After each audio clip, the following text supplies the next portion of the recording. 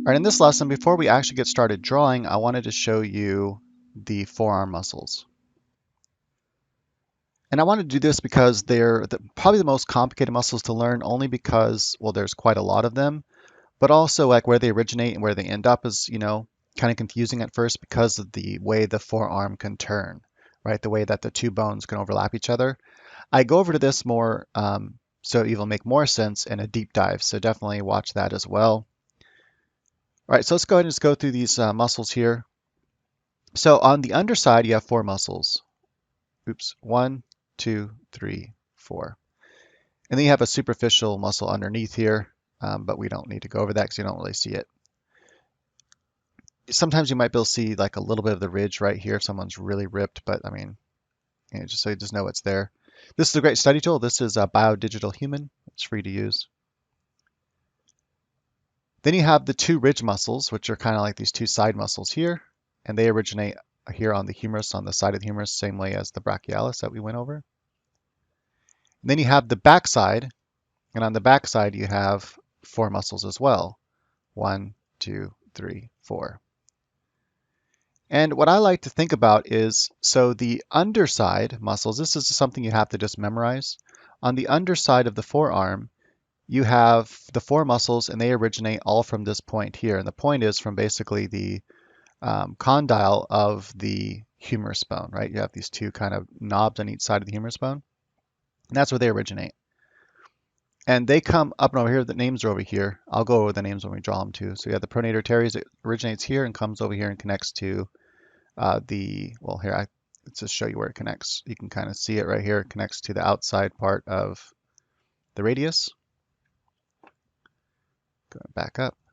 Then you have the larger muscle here, the flexor carpi radialis. It originates here and comes kind of toward the palm here. So they kind of flow toward the other side. So they start from this side of the arm and kind of flow to this side of the arm.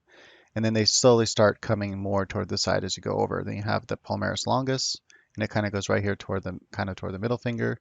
Then you have this muscle here, which is the flexor carpi ulnaris, and this runs along the ulnaris, right? The ulna, not the ulnaris, the ulna from. But this one has two originations, as you can see. So you'll basically see this muscle on the inside of your forearm, meaning the inside is the part your armpit's on, the medial side, right? This is all the medial side. The lateral side or the outside is the part where the deltoid attaches into the arm. This is all the outside of the arm. And so even if the arm's twisted, like if the palm was facing down, it still originates on this inside. There's 2 points on the ulna and on the part right here, this condyle part of the humerus bone. Then it comes down and it attaches to this, basically attaches to this side right here of the ulna, right here, right at the wrist. So if you see that muscle and think about it like this, even if the palm were facing right now the back sides, but what if he turned his palm facing us, right? So he turned his arm, twisted his arm around.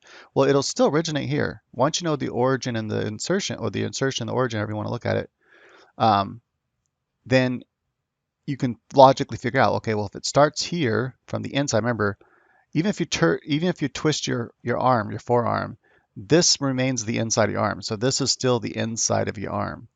So it still originates here on the inside. And if you turn the palm face down, then it has to come over and go to this side over here because this would be over here now, right? It has to flow like that. So it kind of flows diagonally, it kind of twists, right? So these muscles kind of twist as you turn your forearm over.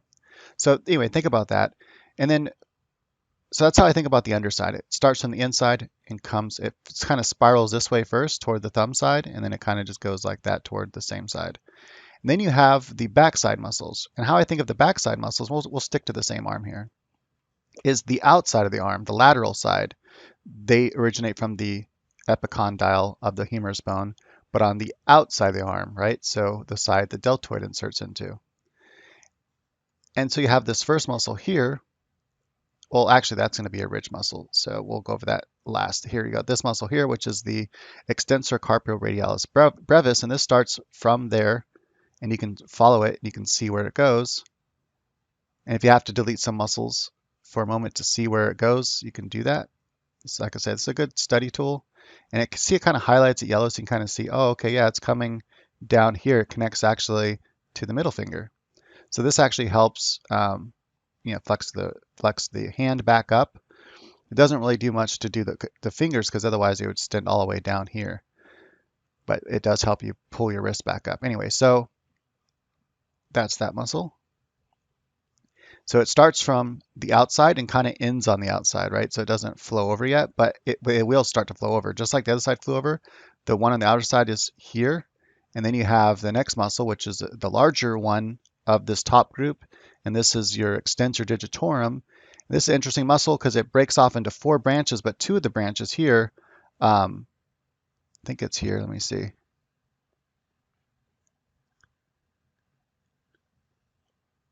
No, it's these 2 here. They go to 1 finger, to this ring finger. See that? So these 2 branches here connect together to 1, and they go to your ring finger. So that those 2 parts of the muscle are to flex your ring or to pull your ring finger back up. So if you're making a fist, this muscle here is to help pull these 3 fingers back up to be straight.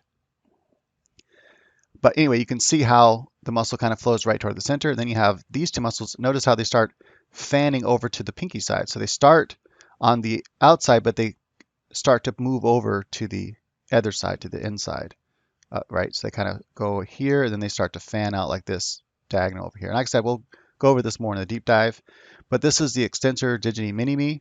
You see it goes right to the pinky. So this is the muscle that helps you, if you're making a fist, to pull your pinky out straight. And then finally you have this muscle here, the extensor carpi ulnaris. And this is the one you'll see from the medial side, inside of the forearm. So if you're looking at the inside of the arm here, if it's, well, it depends on whether your palm's out or in, right? But this, right now, this is the inside of the forearm. And if you twist your arm to where the palm is facing us from the backside, then this would no longer be inside. But up here, it's still the inside. So I still consider this the inside. The pinky is the inside.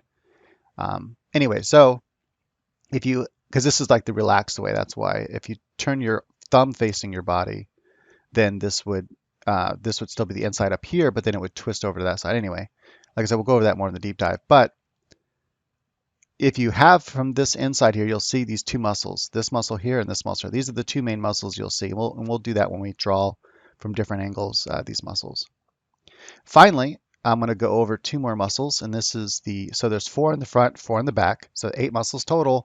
But then you have these 2 big muscles on the side, and they originate up here on this side of the humerus, and they're called the ridge muscles, these 2 muscles here. So one is the brachyradialis, and the other one is the extensor carpi radialis longus.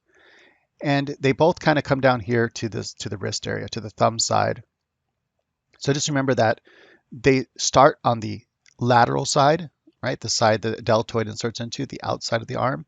That's where they originate, and they always go to the thumb. So even if your hand is twisted over with the thumb's on this side, those muscles have to go over to the thumb side, right? They don't do anything ever different. You can see where it ends there, and then this one ends kind of on the top. So this is kind of like, ball right here. This kind of, if you look at your own hand, you can kind of see it, and you can feel that little ball for that bone. So one attaches on the underside and one more on the upper side. But just know that they kind of go to the thumb. That's really all you kind of need when you're drawing to get that general feel of this muscle and how it works. And like I said, we go through a couple different examples of this. You can see that, right? So that's the introduction to the forearm muscles, and then we'll get into actually drawing them.